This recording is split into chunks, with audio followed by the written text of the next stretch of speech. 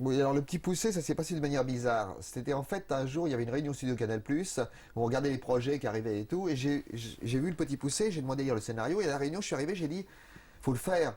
Alors tout le monde m'a regardé, j'ai dit oui, parce qu'il n'y a pas de film pour enfants en France. On en manque, les enfants, moi j'en ai, ils sont condamnés à voir Disney, point final. Faire un film pour enfants, c'est formidable. J'ai dit, mais il ne faut pas faire les erreurs de certains films pour enfants français récents, et je ne citerai pas de nom maintenant, qui ont été complètement ratés. Il faut le faire bien, c'est un conte de fées de Perrault, c'est machin et tout. Et alors tout le monde s'est mis à me regarder comme ça et tout. Et je me suis dit, oh là là, où tu vas là? Et plus j'avançais, plus... Puis à la fin, ils m'ont dit, bah écoute, t'as l'air de très très bien savoir ce qu'il faut faire avec ce film. Bah vas-y. Je dis, vas-y. Ils ont dit, ouais, tu vas être en quelque sorte surveillant général du projet avec Dahan et Nevé, que je connaissais pas. Donc je les ai convoqués, j'aurais dit bon voilà, je suis surveillant général, le projet c'est poussé, c'est machin et tout. Puis on a commencé à parler, puis on s'est très très bien entendu. Je me souviens, Dahan m'a dit, je lui disais, est-ce que ça t'embêterait si la petite fille avait un rôle plus important? Parce que je trouve qu'il y a des petits garçons, mais il faut penser aux enfants filles. Il me dit non, bonne idée, on va augmenter le rôle de la fille. Puis je commence à dire, faudrait prendre Catherine Deneuve pour faire la reine, parce qu'on n'a pas droit en France. Et puis ils me disent oui, puis il me dit mon ego, je le mets pas là. Et je me dis, ouais, je peux bosser avec ces gens-là. Alors à ce moment-là, j'ai rappelé le studio et je leur ai dit, en fait, surveillant général, pas trop. Parce que je m'entends bien avec eux. Je vais plutôt être produire avec eux. Et on va travailler ensemble. Et on a commencé à travailler donc sur le scénario un peu. C'est-à-dire que le scénario, je vous ai dit les gros points. Moi, je pensais qu'il fallait une reine. Je pensais qu'il fallait que la petite fille soit plus importante. Je pensais qu'il fallait que la guerre était une bonne idée, que cette guerre qui justifiait qu'on perde ses enfants. Chez Perrault, c'est le 19e siècle, on perd les enfants, 17e, on perd les enfants, on n'a plus d'argent. On retrouve de l'argent, on les garde, on n'a plus d'argent, on les repère. Ça se fait plus, ça. Donc l'idée qu'une guerre, et je pensais à tous ces enfants qui voient des guerres à la télé, qui savent que la guerre existe, je trouvais qu'une guerre pour justifier qu'on perde ses enfants, c'était une bonne chose. Donc on a travaillé comme ça ensemble. Et puis il y avait des points qui m'intéressaient moi, comme la musique.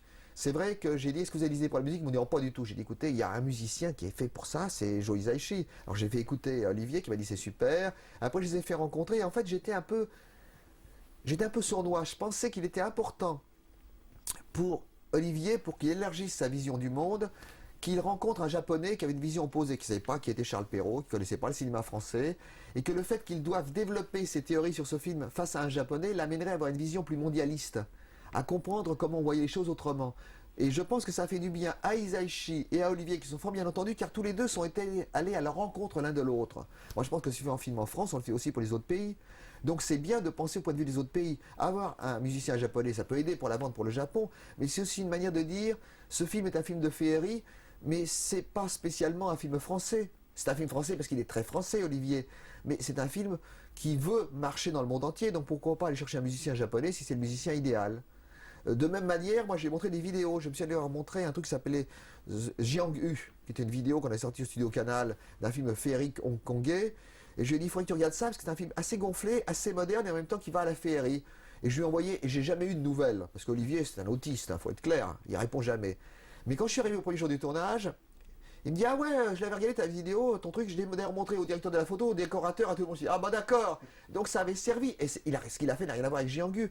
Mais je crois que le fait de voir que d'autres gens faisaient des choses gonflées sur un monde féerique et actuel en même temps que très ancienne, ça l'a aidé à se libérer. Parce qu'il me parlait, moi, tout le temps de la nuit du chasseur et tout. C'est bien la nuit du chasseur, mais je dis, il n'y a pas que ça. Donc je lui disais, il faut regarder Kwaidan de Kobayashi, qui est donc un film féerique en couleur, avec des couleurs très gonflées. Donc moi, ce que j'ai essayé en gros, sachant que c'est un produit où je suis arrivé sur un strapontin, que c'est le film d'Olivier et d'Éric, je suis arrivé sur ce strapontin, je me suis dit, je vais aider à l'accouchement sur les domaines particuliers qui m'intéressent plus. Je me souviens par exemple d'avoir montré des livres pour enfants à Olivier qui me disait Gustave Doré. J'ai Gustave Doré, c'est magnifique, mais il y a plein d'anglais formidables, d'illustrateurs du 19e. Moi, j'en ai toute une bibliothèque chez moi. Et je lui ai montré des images. Et il m'a dit, ah ouais, ça me plaît, ça me plaît. Et là, pareil, il m'a dit, ça me plaît, mais c'est Olivier. Donc il dit, ouais, bon. Et puis, on a déjà une réponse énorme quand il a dit ça. Il faudrait l'enfermer un jour avec Alain de Grève, je crois que ça serait formidable, parce qu'à eux deux, ils diraient pas un mot, mais ils auraient dit on a eu une super conversation. Et donc, avec Michel Houellebecq également. Voilà, on met les trois ensemble, ça peut être super, il n'y aura pas un mot d'échanger.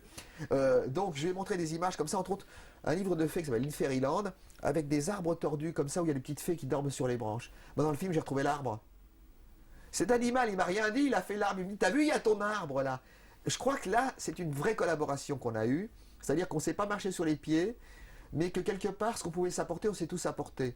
Il n'y a pas eu un moment où entre Olivier et Eric qui était là avant moi, et plus que moi, et moi, on a eu l'impression de se marcher sur les pieds.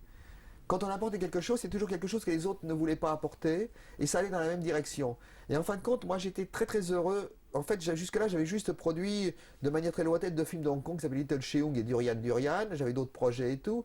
Et là, je me suis dit, c'est vraiment sympa de produire, parce que moi je viens de la bande dessinée avec Métal Hurlant, et en bande dessinée, j'avais adoré accoucher les gens. Moi, je disais, mon travail, c'est accoucheur. Je peux le mettre sur le passeport. C'est-à-dire que c'était prendre un dessinateur, prendre un scénariste comme Jodorowsky qui n'a jamais fait de BD, les faire travailler ensemble, les faire en sortir quelque chose.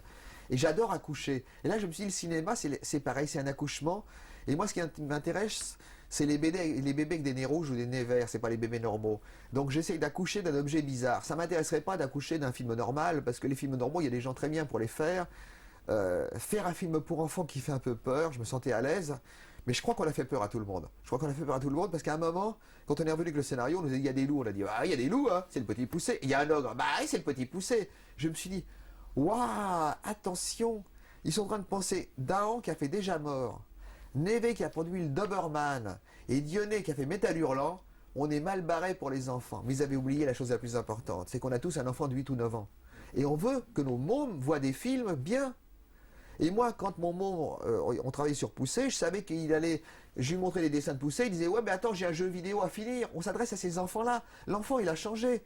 On ne peut pas dire à un enfant attention, on va te montrer quelque chose de joli et de charmant. Il s'ennuie déjà.